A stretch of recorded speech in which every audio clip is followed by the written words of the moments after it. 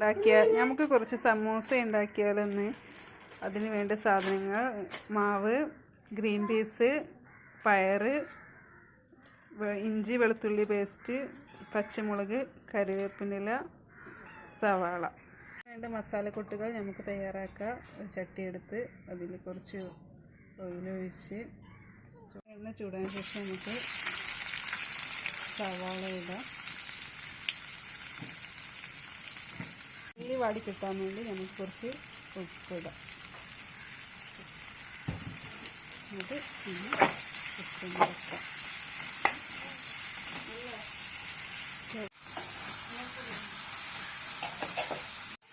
പച്ചമുളക് ഇടാം.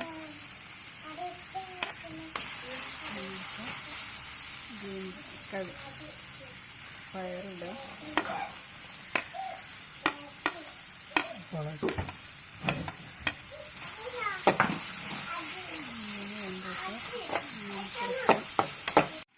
ഇനി അതിലേക്ക് നമുക്ക് ഇഞ്ചി വെളുത്തുള്ളി പേസ്റ്റ് ചേർക്കാം.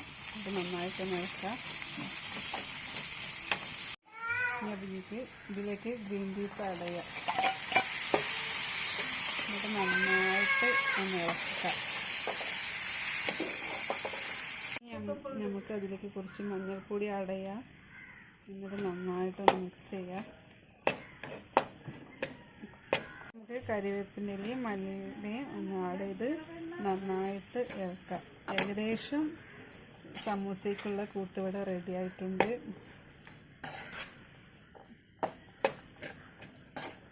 നമുക്കിങ്ങനെ നാലായിട്ട് കട്ട് ചെയ്യാം. എന്നിട്ട് ഇങ്ങനെ എടുത്ത്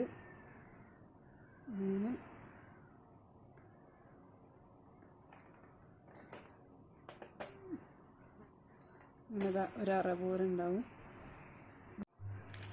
അതിലേക്ക് ഇതിലേക്കുള്ള കൂട്ട്